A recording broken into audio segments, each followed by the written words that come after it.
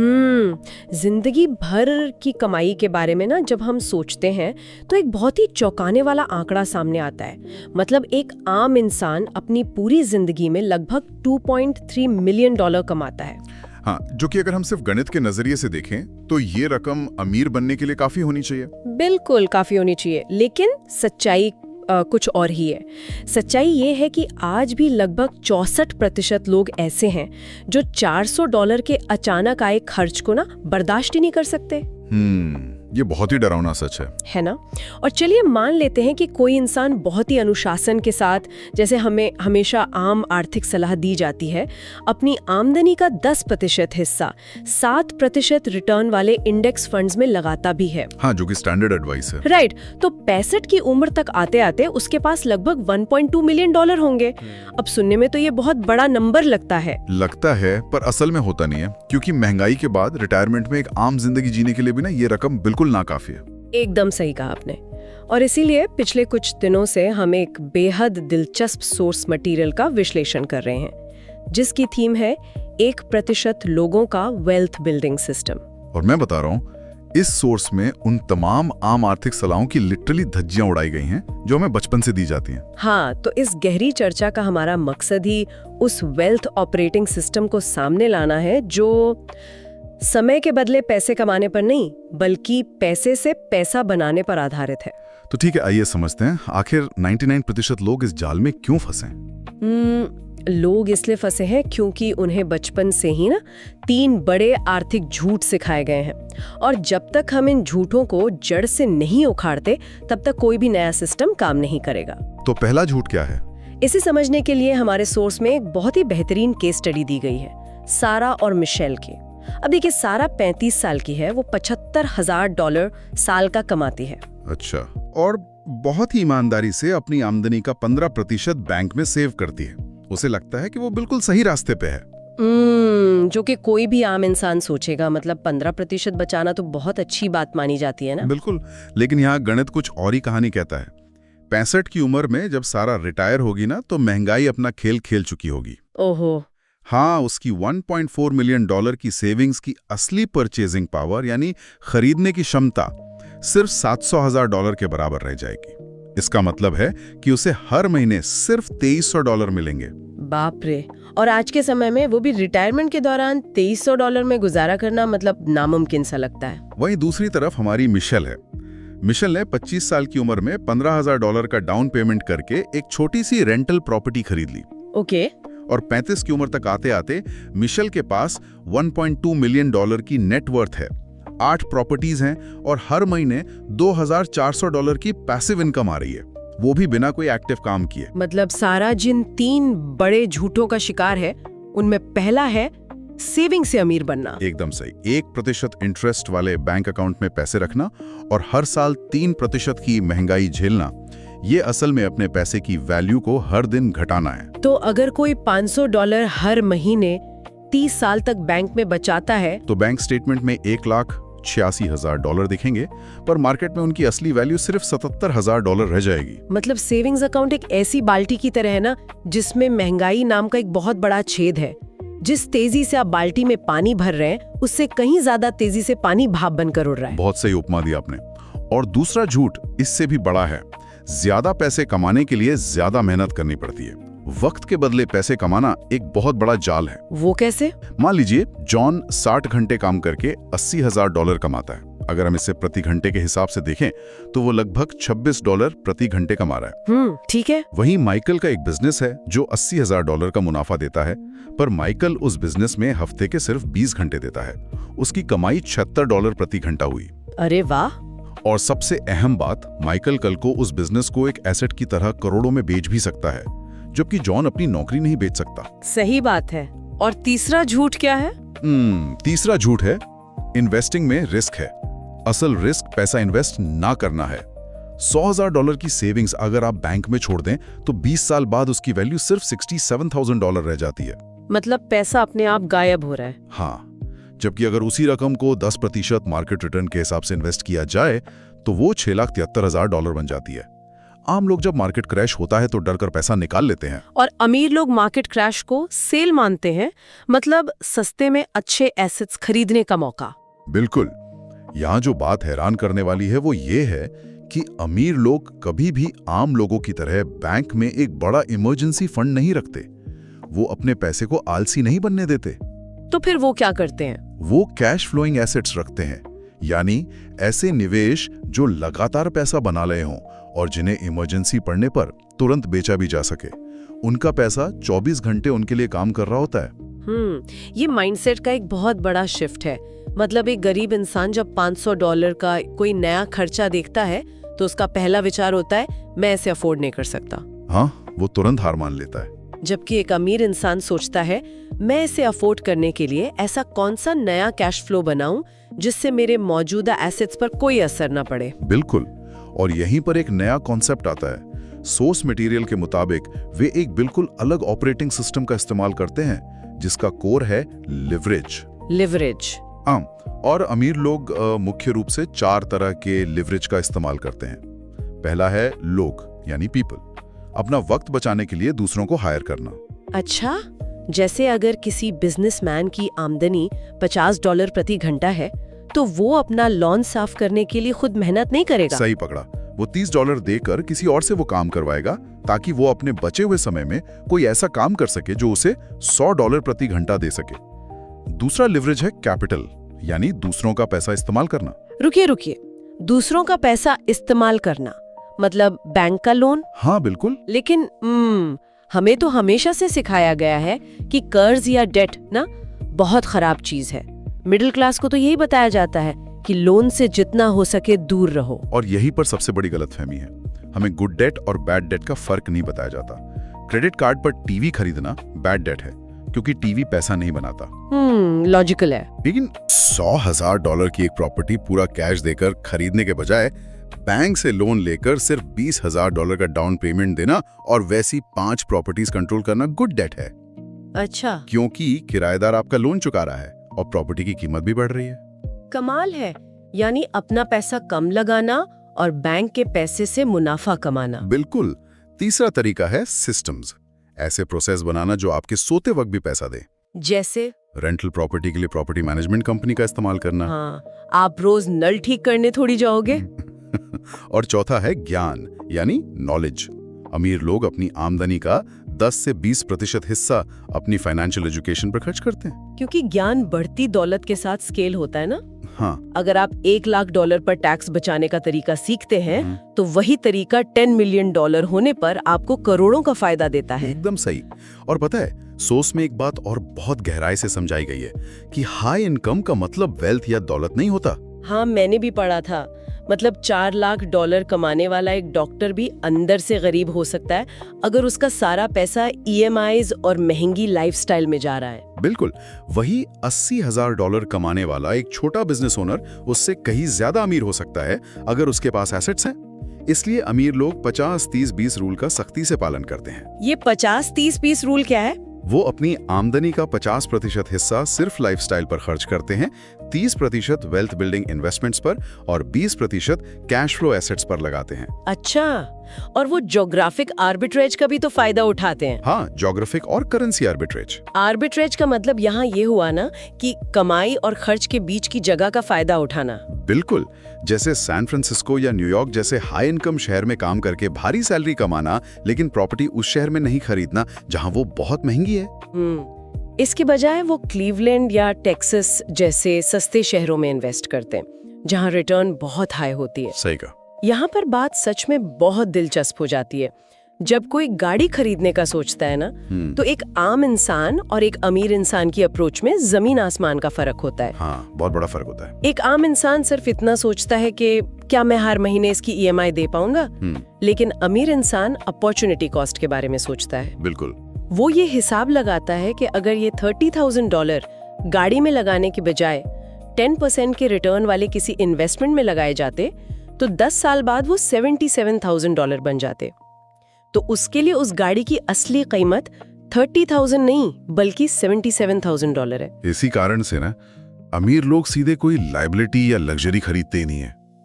वे पहले एक एसेट बनाते हैं, फिर उस एसेट से जो रिटर्न आता है उससे वो अपनी गाड़ी या लग्जरी का खर्च उठाते हैं। इससे उनका मूल पैसा भी सुरक्षित रहता है, एसेट भी बढ़ता रहता है और उन्हें लग्जरी भी मिल जाती है। Extra smart. अब लिवरेज के इन कॉन्सेप्ट्स को समझने के बाद आइए देखते हैं कि जब इन्हें गणित के साथ जोड़ा जाता है तो दौलत किस तेजी से बढ़ती है, जिसे सोर्स में कंपाउंड एक्सेलरेशन कहा गया है। हाँ, ये सिर्फ कंपाउंड इंटरेस्ट नहीं है, ये असल में लीनियर और एक्सपोनेंशियल ग्रोथ का फर्क है। इसे ऐसे समझते हैं, अगर आप सिर्फ $10,000 को 7% रिटर्न पे रख दें तो 30 साल बाद आपके पास $76,123 होंगे। ठीक है। लेकिन अगर आप $10,000 लगाने के साथ साथ हर महीने $500 और डालते हैं और हर साल उस $500 के इन्वेस्टमेंट में 10% का इजाफा करते हैं तो 30 साल बाद वो रकम $1.4 मिलियन बन जाती है। Oh my God. और अगर आप किसी तरह अपनी नॉलेज बढ़ाकर 7 की जगह 12% का रिटर्न हासिल कर लें तो वो रकम सीधे $3.5 मिलियन तक पहुंच जाती है। वाओ, $76,000 से सीधे 3.5 मिलियन। इसमें ना री इन्वेस्टमेंट मल्टीप्लायर का भी तो बहुत बड़ा रोल है। बिल्कुल है। मान लीजिए 2 लोग हैं और दोनों $50,000 पर 12% रिटर्न कमाते हैं। पहला इंसान सोचता है, वाह, $5,000 का मुनाफा हुआ, चलो इस पैसे से यूरोप की छुट्टियां मना कर आते हैं, जो कि ज्यादातर लोग करते हैं। हाँ, लेकिन दूसरा इंसान उस $5,000 को बाहर निकालने के बजाय वापस इन्वेस्ट कर देता है। 20 साल बाद उस दूसरे इंसान के पास $4,83,000 से ज्यादा होंगे, जबकि पहले वाले के पास सिर्फ उसकी मूल रकम बचेगी। और जब हम इसे रियल एस्टेट या बिजनेस से जोड़ते हैं ना तो इसे ज्योमेट्रिक प्रोग्रेशन कहते हैं। होता क्या है कि पहले साल आप एक रेंटल प्रॉपर्टी लेते हैं, उससे कैश फ्लो आता है। अगले साल आप उस कैश फ्लो को अपनी बाकी सेविंग्स के साथ मिलाकर दूसरी थोड़ी बड़ी प्रॉपर्टी लेते हैं। 10 साल बाद आपकी दौलत इतनी तेजी से स्नोबॉल की तरह बढ़ने लगती है कि आप एक ही साल में कई प्रॉपर्टीज खरीदने लगते हैं। रुकिए, जरा पीछे चलते हैं। क्या इसका मतलब ये है कि जब कोई अपने इन्वेस्टमेंट के प्रॉफिट से तुरंत एक नई छुट्टी या कोई महंगा गैजेट खरीदता है तो वो सिर्फ अपना मुनाफा नहीं खर्च कर रहा, हाँ, बल्कि वो अपनी दौलत की रफ्तार, मतलब अपनी वेल्थ बिल्डिंग की घड़ी को वापस 0 पर रीसेट कर रहा है? अगर हम इसे बड़े नजरिए से देखें तो बिल्कुल ऐसा ही है। हर बार जब आप मुनाफा बाहर निकालते हैं ना तो कंपाउंडिंग की वो जादुई चेन टूट जाती है। हाँ, समझ रही हूँ। यही वजह है कि कुछ लोग 15-20 साल में मल्टी मिलियनियर बन जाते हैं, क्योंकि वो शुरुआती सालों में डेफर्ड ग्रेटिफिकेशन का पालन करते हैं, यानी अपनी आज की इच्छाओं को काबू में रखकर मुनाफे को लगातार री इन्वेस्ट करते हैं। मतलब संयम रखते हैं। हाँ, समय की ताकत का अंदाजा आप इस बात से लगाइए कि अगर आप 25 की उम्र में $1,000 महीना 12% पर इन्वेस्ट करना शुरू करते हैं तो 65 की उम्र में आपके पास $7.3 मिलियन होंगे। ठीक है। लेकिन अगर आप सोचते हैं कि यार चलो 1 साल बाद 26 की उम्र से शुरू करेंगे तो वो फाइनल रकम 6.4 मिलियन रह जाएगी। जरा ठहरिए, सिर्फ 12 महीने इंतजार करने की कीमत लगभग $90 लाख है। हाँ, लिटरली। 1 साल की देरी और $1 मिलियन का नुकसान, ये आंकड़ा तो सच में दिमाग हिला देने वाला है। ये सुनने के बाद तो कोई भी अपना बजट उसी वक्त बदलना चाहेगा। बिल्कुल। तो अगर गणित इतना ही आसान और चमत्कारी है तो लोग बीच में हार क्यों मान लेते हैं? क्योंकि लोग ना मोटिवेशन और विल पावर यानी इच्छा शक्ति पर भरोसा करते हैं, जो सबसे बड़ा धोखा है। जब इंसान सोचता है कि मैं इस महीने कम खर्च करूंगा तो वो एक होप बेस्ड अप्रोच अपना रहा है। उम्मीद पर दुनिया कायम हो सकती है, पर दौलत नहीं। हाँ, बिल्कुल। अमीर लोग सिस्टम्स बेस्ड अप्रोच अपनाते हैं। वो ऑटोमेशन का सहारा लेते हैं। उनकी सेविंग्स, इन्वेस्टमेंट्स और बिल पेमेंट्स सब कुछ ऑटोमेटिक होता है। मतलब सैलरी आते ही पहला हिस्सा इन्वेस्टमेंट में चला जाता है। हाँ, जिसे पे योरसेल्फ फर्स्ट कहते हैं। इससे फेल होने की गुंजाइश ही खत्म हो जाती है। तो इन सब का आखिर मतलब क्या है? इसे ना एक आसान उपमा से समझते हैं। विल पावर एक स्मार्टफोन की बैटरी की तरह है। अच्छा। हाँ, सुबह फुल चार्ज होती है, पर दिन भर के स्ट्रेस और फैसलों के बाद शाम तक खत्म हो जाती है। जब बैटरी खत्म होती है तो आप बाहर का महंगा खाना ऑर्डर कर लेते हैं। हाँ, ये तो होता है। लेकिन ऑटोमेशन उस फोन को चार्जर से डायरेक्ट प्लग करने जैसा है, जहां पावर कभी खत्म ही नहीं होती। बहुत ही बढ़िया उदाहरण है ये। और इसी के साथ आता है एलिमिनेशन बनाम बजटिंग। अमीर लोग आम लोगों की तरह बजट बनाकर एक एक पैसा नहीं गिनते। वो दौलत को बर्बाद करने वाले खर्चों को जड़ से ही खत्म कर देते हैं। जैसे अगर आप रोजाना $5 की कॉफी खरीदते हैं तो सुनने में बहुत कम लगता है, पर 30 साल में यही $5 कंपाउंड होकर $3,00,000 की वेल्थ खा जाते हैं। उसी तरह $200 की एक मामूली सी कार EMI $3,93,000 का नुकसान करती है। उफ, लेकिन सोर्स में ये भी साफ किया गया है ना कि सिर्फ खर्चा कम करना काफी नहीं है, आपको इनकम एक्सेलरेशन पर भी ध्यान देना होगा। बिल्कुल। मतलब अपनी मौजूदा नौकरी में आमदनी बढ़ाना, कोई साइड हसल शुरू करना और फिर ऐसे सिस्टम्स बनाना जो बिना आपके एक्टिव समय के पैसे दें। और जो वो पैसा आता है ना, तो उसे इन्वेस्ट करने का भी एक मैट्रिक्स है जिसे 4 टियर्स में बांटा गया है। वो 4 टियर्स क्या हैं? पहला टियर है टैक्स बचाने वाले अकाउंट्स। अगर आप टैक्स एडवांटेज्ड अकाउंट्स में पैसा डालते हैं तो टैक्स बचने के कारण आपको तुरंत 25% तक का रिटर्न मिल जाता है। दूसरा टियर है टैक्सेबल अकाउंट्स, जो लिक्विडिटी के लिए होते हैं ताकि जब जरूरत हो पैसा निकाला जा सके। और तीसरा टियर ऑल्टरनेटिव इन्वेस्टमेंट्स का है ना, जैसे रियल एस्टेट, क्रिप्टो या बिजनेस। सोर्स के मुताबिक अमीर लोग अपनी दौलत का 30 से 50% हिस्सा यहीं रखते हैं। बिल्कुल सही। और चौथा टियर स्पेक्युलेटिव इन्वेस्टमेंट्स का है, यानी हाई रिस्क हाई रिवॉर्ड वाली जगह जहां कुल दौलत का सिर्फ 5 से 10% हिस्सा ही जाता है। इन सब सिस्टम्स के साथ साथ ना नेट वर्थ ग्रोथ रेट और सेविंग्स रेट को लगातार ट्रैक करना भी उतना ही महत्वपूर्ण है। और हाँ, आपका माहौल भी बहुत मायने रखता है। माहौल? हाँ, अगर आप ऐसे लोगों के साथ उठते बैठते हैं जो हर वीकेंड पार्टी करते हैं तो आप भी वही करेंगे। लेकिन अगर आप इन्वेस्टर्स के बीच रहेंगे तो आपका दिमाग खुद ब खुद नए मौके तलाशने लगेगा। ये सब तो ठीक है, लेकिन एक सवाल अभी भी बना हुआ है। जब आम लोग इंडेक्स फंड्स में फंसकर 7 या 8% रिटर्न का इंतजार करते हैं, तो अमीर लोग 15 से 50% तक का भारी रिटर्न कैसे निकालते हैं? क्योंकि वो इन सिस्टम्स का इस्तेमाल एडवांस्ड व्हीकल्स में करते हैं, जैसे बिजनेस ओनरशिप। एक एम्प्लॉई 20 साल में बहुत मेहनत करके $1.2 मिलियन बनाता है, और बिजनेस ओनर उसी प्रॉफिट वाली कंपनी का मालिक 20 साल में $2.6 मिलियन से ज्यादा की दौलत बना लेता है। डबल से भी ज्यादा। और रियल एस्टेट में तो इससे भी एडवांस स्ट्रैटेजीज हैं, जैसे BRRRR, यानी buy, rehab, rent, refinance, repeat. ये कैसे काम करता है? इसे थोड़ा बारीकी से समझते हैं। मान लीजिए आपने $80,000 का एक खस्ताहाल घर खरीदा, उसमें $20,000 की मरम्मत लगाई। अब आपकी जेब से कुल $1,00,000 लगे। ठीक है। मरम्मत के बाद उस घर की मार्केट वैल्यू $1,20,000 हो गई। अब आप बैंक के पास जाते हैं और उस नई वैल्यू पर 75% यानी $90,000 का लोन वापस निकाल लेते हैं। एक मिनट।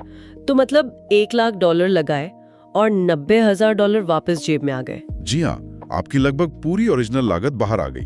अब आपके पास एक प्रॉपर्टी है जो आपको हर महीने $1,200 का रेंट भी दे रही है, और वो रेंट आपके बैंक लोन की किस्त चुका रहा है। वाओ! अब आप उसी $90,000 को लेकर दूसरी प्रॉपर्टी खरीदने चले जाते हैं। इसे कहते हैं अपने पैसे की वेलोसिटी बढ़ाना। इसके अलावा रियल एस्टेट सिंडिकेशंस भी हैं। वो क्या होते हैं? जहां अमीर लोग अकेले रिस्क लेने के बजाय अपने इन्वेस्टर्स दोस्तों के साथ मिलकर बड़े अपार्टमेंट्स में 25 से $50,000 लगाते हैं और बिना सिरदर्दी के 15-25% रिटर्न पाते हैं। और सबसे चौंकाने वाली बात मुझे लगी टैक्स ऑप्टिमाइजेशन। आम लोग टैक्स को एक सजा या बोझ मानते हैं, लेकिन अमीर लोग ना टैक्स कोड को एक रूल बुक मानते हैं जो बताती है कि पैसा कहाँ इन्वेस्ट करना है। बिल्कुल। सोर्स में ऑगस्टो रूल का जिक्र है। ये तो बिल्कुल पागलपन लगता है कि कोई अपने ही घर को बिजनेस मीटिंग्स के लिए 14 दिन तक रेंट पर दे सकता है और वो इनकम पूरी तरह से टैक्स फ्री होती है। टैक्स की दुनिया में ऐसे कई नियम हैं। एक और तरीका है कॉस्ट सेग्रीगेशन। अच्छा। होता क्या है कि जब आप कोई प्रॉपर्टी लेते हैं तो सरकार आपको 30 साल में उसका टैक्स बेनिफिट देती है, लेकिन कॉस्ट सेग्रीगेशन के जरिए आप कहते हैं कि इस बिल्डिंग के कारपेट और अप्लायंसेस 5 साल में ही अपनी वैल्यू खो देंगे, तो सरकार आपको वो भारी टैक्स छूट तुरंत इसी साल दे देती है। ये सच में आंखें खोलने वाला है कि कैसे सिर्फ एम्प्लॉयमेंट पर निर्भर रहना एक इंसान की कमाई पर एक बहुत बड़ा कैप लगा देता है। हाँ, लिमिट लग जाती है। क्योंकि एक नौकरी पेशा इंसान पहले टैक्स देता है, फिर बचे हुए पैसे में से खर्च करता है और आखिर में कुछ बच जाए तो इन्वेस्ट करता है, जबकि एक बिजनेस ओनर अपनी आमदनी से पहले इन्वेस्ट करता है, खर्च करता है और बिल्कुल अंत में जो बचता है सिर्फ उस पर टैक्स देता है। लेकिन देखिए, इन सब बातों का कोई फायदा नहीं है अगर इन पर एक्शन ना लिया जाए। इससे एक जरूरी सवाल उठता है। क्या? सोर्स के अंत में एक 90 दिन का स्प्रिंट और 24 घंटे का चैलेंज दिया गया है। ज्ञान तो मिल गया, पर असली काम है अगले 24 घंटे में अपनी नेटवर्थ कैलकुलेट करना, अपनी सबसे बड़ी रुकावट को पहचानना और कम से कम एक पहला कदम उठाना, चाहे वो कोई ऐसा सब्सक्रिप्शन कैंसिल करना ही क्यों ना हो जिसकी जरूरत ना हो। बिल्कुल, इस पूरी चर्चा का सार यही है कि दौलत कमाना सिर्फ पैसे को इकट्ठा करने का नाम नहीं है।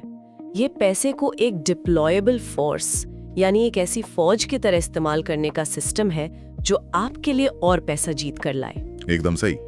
गरीब और मिडिल क्लास लोग लायबिलिटी खरीदते हैं, जबकि अमीर लोग कैश फ्लो देने वाले एसेट खरीदते हैं और फिर उन्हीं एसेट्स की कमाई से अपनी लाइफस्टाइल को फंड करते हैं। इस तरह वो सिर्फ अमीर नहीं बनते बल्कि अपनी दौलत को पीढ़ियों तक सुरक्षित कर लेते हैं। और इसी बात से ना सोर्स मटेरियल में साइकोलॉजी ऑफ वेल्थ और सबकॉन्शियस माइंड की प्रोग्रामिंग का भी जिक्र आता है। इस गहरी चर्चा के बिल्कुल अंतिम छोर कर एक ऐसा विचार सामने आता है जो इस पूरे विषय को एक बिल्कुल नए दृष्टिकोण से देखने पर मजबूर कर देता है। वो क्या? आमतौर पर जब हम जेनरेशनल वेल्थ यानी पुश्तैनी दौलत की बात करते हैं तो इसका सीधा सा मतलब होता है अपने बच्चों के लिए बहुत सारी प्रॉपर्टी और एक बड़ा बैंक बैलेंस छोड़कर जाना। हाँ, यही माना जाता है। पर इस चर्चा के बाद जहन में गहरा सवाल उठता है, क्या सबसे बड़ी विरासत जो एक इंसान छोड़ सकता है वो पैसा ही नहीं? क्या असली विरासत अगली जनरेशन के दिमाग में फिट किया गया अबंडेंस यानी प्रचुरता का वो सबकॉन्शियस प्रोग्राम है? इस नजरिए से सोचें तो अगर एक अमीर इंसान अपना सारा पैसा खो भी दे, बैंक बैलेंस 0 हो जाए,